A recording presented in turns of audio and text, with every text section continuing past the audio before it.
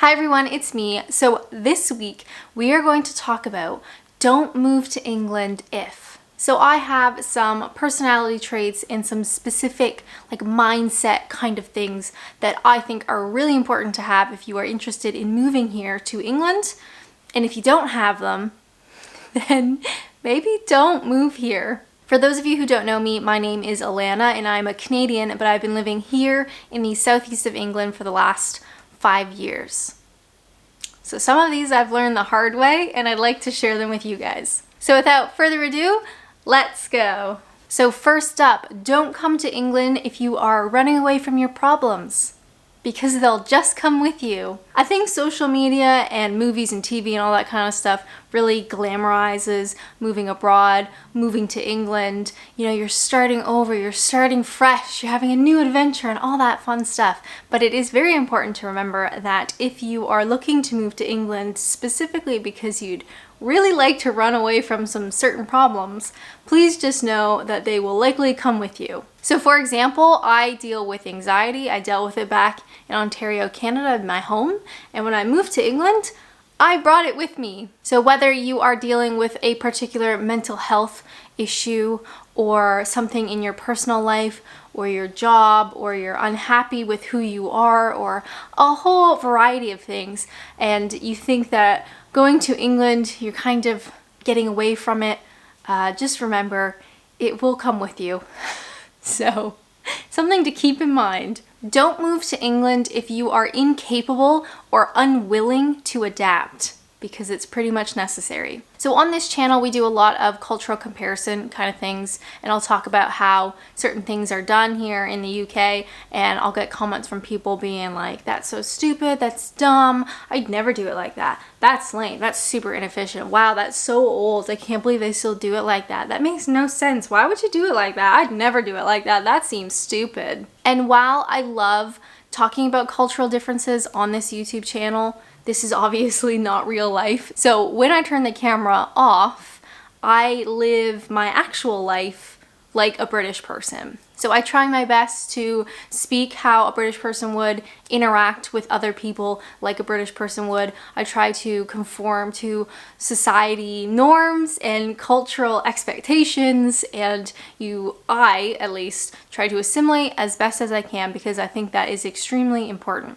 So if you are unable or unwilling to do so, maybe don't move here. I would expect the same thing if a British person was moving to Canada or moving to America. I would expect that person to adapt, to assimilate to an American way of life. You know, that is what is respectful. That's kind of what's expected.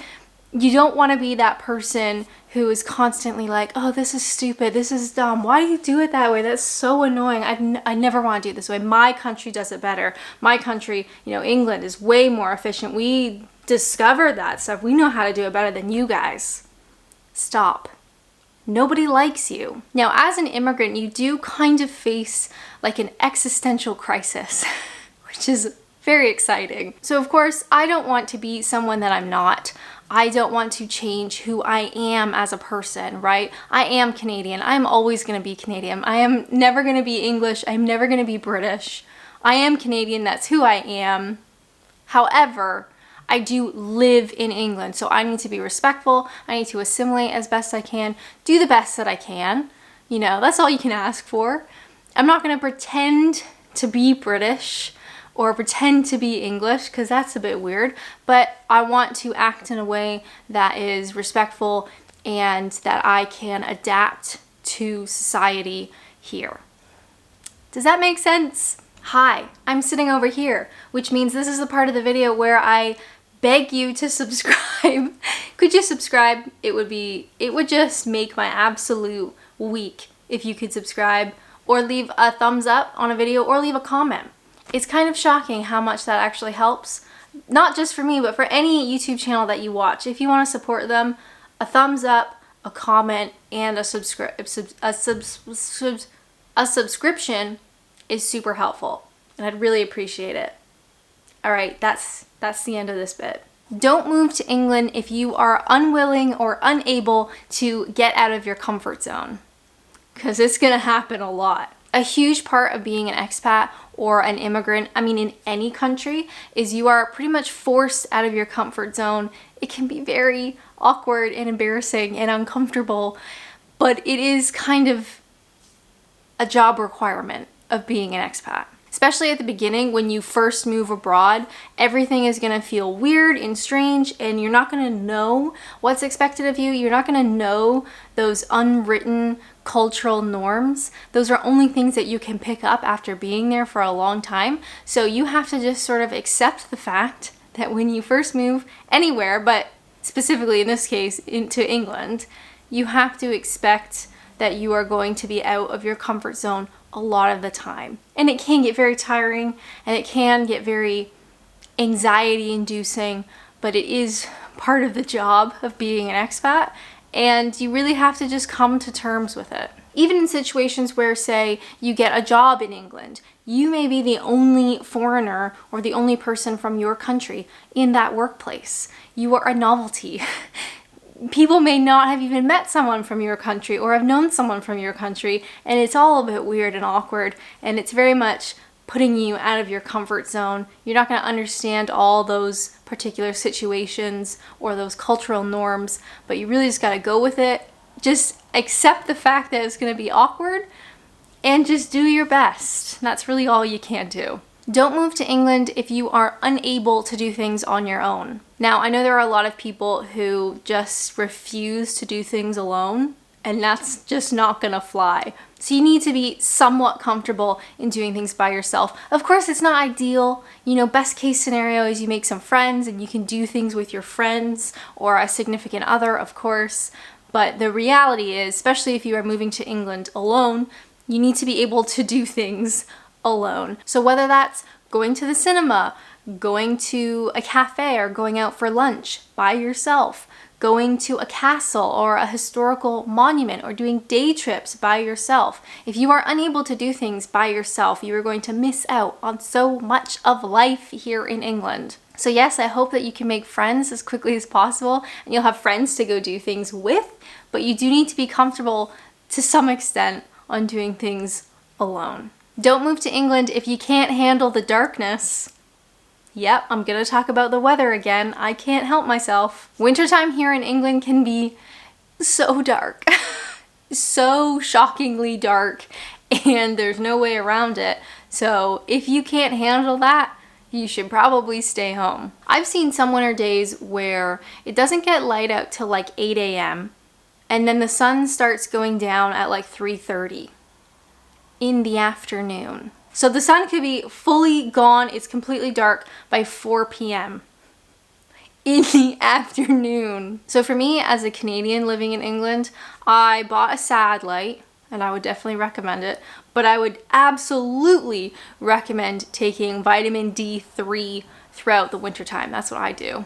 It makes a big difference, because wow, it can get dark, you guys. Don't move to England if you are not willing to fight for a job. Now, when I first moved to England, I was pretty naive, all right? I was young, okay? It was a long time ago. But I applied for jobs here in England that I had already done in Canada. I was a level above these jobs, right? So I was coming to England, I was applying for jobs that were below what I was doing in Canada. I thought, I'm gonna be a shoo-in. This is easy. I'm here on a valid working visa. I've done these types of jobs before. Easy peasy, lemon squeezy. I was rejected for all of them. So I don't want to scare foreigners or expats away from coming to England. Of course not. I love it here. It's one of my most treasured experiences of my whole life.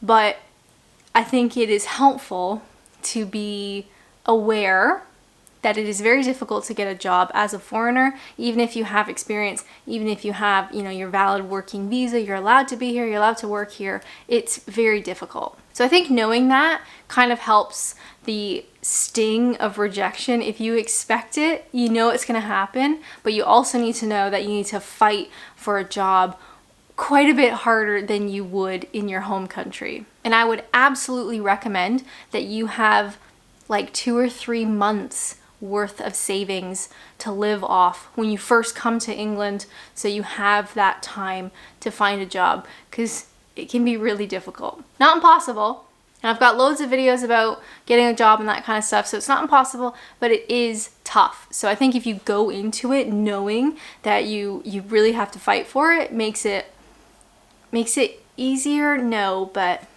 it helps with the rejection if you can expect it. I think a big part of being an expat or a foreigner in England is to have the willingness and the ability to go with the flow. And there are definitely people who do not have that. So I think you can be quite successful as an expat in England if you move here really with an open mind, with the willingness to try new things, with the ability to be out of your comfort zone.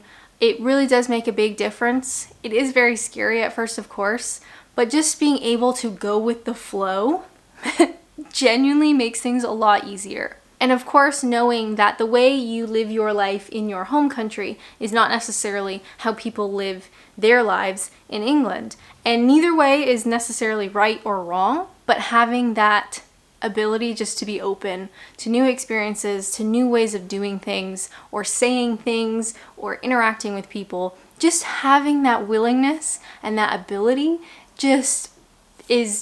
you just need it, okay? It makes things so much better, I promise you. So those are some personality traits and some mindsets that I think are really, really important to have if you plan on moving to England. If you listened to this video and found that a lot of those things you are not willing to do or not capable or able to do, maybe don't move to England. But I hope you guys like this video. I really appreciate all your wonderful support and your nice comments and your thumbs up and your subscriptions. It means so much to me. I can't get over it, all right? I've been here for a long time. I've been making videos for a long time, and it never gets old. And if you do decide to move to England, I really hope you have a wonderful experience. Moving abroad for me has really been one of the best decisions that I've ever made. It has not been easy, and I don't ever want to make people think that it is easy. It's certainly not, but it has been the best experience. It is just such a learning experience, and I have experienced so many wonderful things because of this opportunity. I don't know why I'm gushing right now, but I'm just really grateful to be here. As always, thank you guys so much for watching, and until next time, bye!